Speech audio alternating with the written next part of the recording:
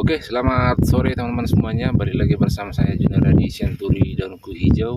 Nah, teman-teman, di sore hari ini kebetulan cuaca udah mulai agak mendung, dan ada hujan-hujan kecil. Jadi lahan ini sudah mulai agak lembab seperti itu ya teman-teman. Nah, di sini sebelum kita tutup musa teman-teman, saya mau menghimpun sedikit mengenai persiapan yang sudah kita lakukan sampai dengan saat ini ya. Nah, di sini saya berikan video singkat mulai dari pengolahan dan sekarang ini tinggal kita penutupan. Nah, teman-teman bisa lihat di sini lahannya udah siap, tinggal kita rapikan aja baru nanti kita tutup. Karena ini tidak akan kita tutup sebelum turun hujan, artinya harus lembab dulu ya teman-teman. Soalnya mengingat cuaca kemarau yang berkepanjangan beberapa bulan ini membuat lahan ini sangat-sangat kering ya, jadi tidak cukup nanti hanya dari lubang mulsa tersebut untuk melembabkan bagian permukaan tanahnya ataupun lahannya ini. Jadi kita biarkan dulu seperti ini terbuka teman-teman sampai hujannya paling tidak cukuplah untuk kondisi air pada bedengannya ini sebelum kita tutup musa. Oke teman-teman, yang pertama setelah kita cabut kemarin semua batang dari tanaman cabai ini, kita diamkan kurang lebih 3 minggu ya. Artinya apa? Karena di sini sebelumnya kan tanaman cabai, jadi untuk menghilangkan ataupun paling tidak menumbuhkan gulma di sekitaran lahan ini, kita biarkan 3 minggu sambil kita cabut batang yang sudah tua dan misalnya kita bongkar, artinya gulma sudah tumbuh, baru kita lakukan pengolahan lahan dengan cara di traktor pertama. Nah, setelah di traktor pertama kita diamkan kurang lebih 2 minggu juga teman-teman, 2 minggu baru kita lakukan pengolahan lahan kedua. Nah, gulmanya sudah mulai tumbuh bibit halus, baru kita traktor yang kedua. Nah, setelah itu teman-teman kita diamkan lagi selama 1 minggu sampai 2 minggu proses penaburan kapur dolomit ataupun kapur pertanian untuk menetralkan tanah. Nah, sebetulnya berdasarkan dari pengecekan kemarin kan kita sudah panggil dari petugas, bisa dari PPL, bisa juga dari perusahaan yang lain yang menyediakan alat PUTK, perangkat uji tanah kering ataupun ialah tanah kering ya. Jadi di sini sudah diteliti teman-teman, sebenarnya pH-nya sih masih standar lah ya, ataupun masih netral ya, kisaran ini dites beberapa sudut secara diagonal antara 6,3 sampai 6,7, jadi masih normal ya teman-teman. Namun walaupun demikian kita tetap menggunakan sedikit kapur dolomit, itu sekitar setengah ton.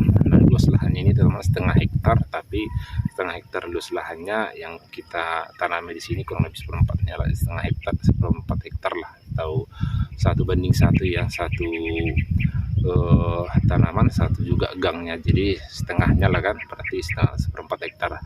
Baru dolomitnya setengah ton, baru kita diamkan tadi selama 1-2 minggu, baru kita olah lagi menggunakan garuk ataupun cangkul lah ya untuk mencampur dolomit tersebut. Setelah itu kita buat rel garis tengah seperti nanti teman-teman, baru kita masuk yang pertama itu kompos ayam. Nah, kompos ayamnya di sini teman-teman udah bisa juga lihat video-video yang sebelumnya kita upload, itu sekitar 300 sak, kurang lebih sekitar 2 ton ya.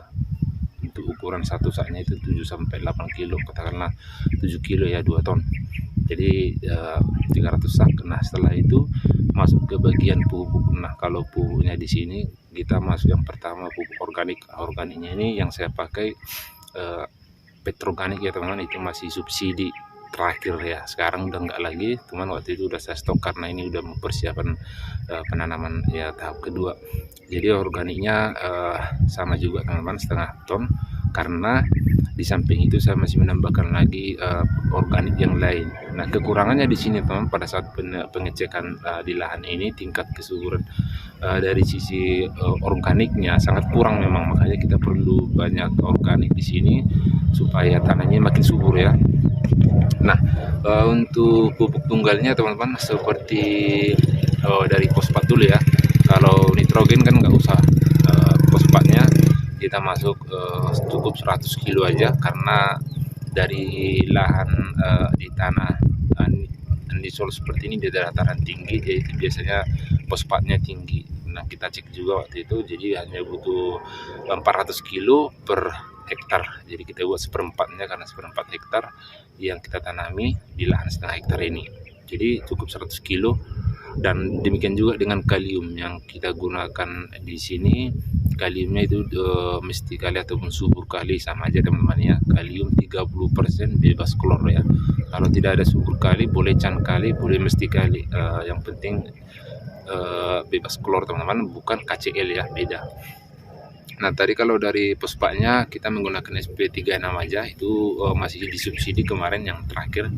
Kalau sekarang udah nggak subsidi lagi. Paling kalau mau buat fosfat triple super fosfat yaitu TSP 46%, kalau SP36 ya 36%. Jadi saya buat juga 100 kilo, kaliumnya 100 kilo. Nah NPK-nya juga sama. Kalau NPK-nya kita cukup menggunakan NPK Ponska aja, tidak perlu dari IAR ataupun pupuk yang lain, karena bisa nanti kita gunakan itu untuk pemupukan susulan ataupun pengecoran.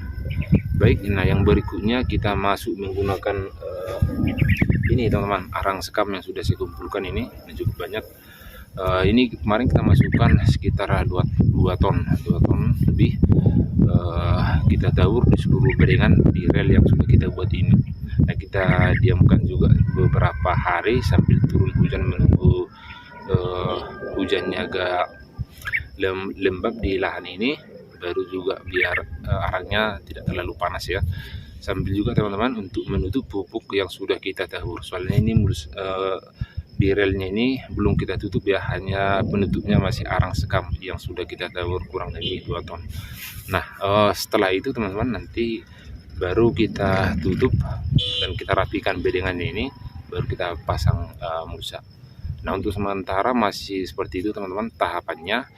Nanti setelah pemasangan mulsa kan otomatis tinggal buat lubang mulsa, baru tinggal tanam. Baru setelah itu masuk ke pemupukan susulan, ataupun kita nanti akan update mengenai pemupukan dari mikroorganisme ataupun pupuk organiknya seperti bakteri ya, ataupun PGPR. Itu sudah kita siapkan, tinggal pelaksananya nanti akan kita semprot ataupun kita siram setelah kita pasang mulsa dan buat lubang mulsa. Baik, demikian dulu teman-teman untuk informasi untuk menghimpun dari sekian banyak step yang sudah kita buat di sini, mulai dari pengolahan sampai sudah masuk ke pemupukan dasar, mulai dari pupuk tunggalnya sama organiknya semua udah lengkap, tinggal pasang mulsa. Jadi bagian dasar sudah lengkap. Oke, demikian teman-teman video mengenai proses pengolahan lahan ini. Simak terus teman-teman video kita selanjutnya, tetap di channel Daun Kuy Hijau, dan jangan lupa teman-teman untuk dukungannya dengan cara like dan subscribe. Komen juga teman-teman kalau ada informasi yang perlu dijelaskan ataupun ada informasi yang perlu kita tambahkan nanti, bisa juga teman-teman komen di bawah. Oke, selamat sore teman-teman dan salam sukses.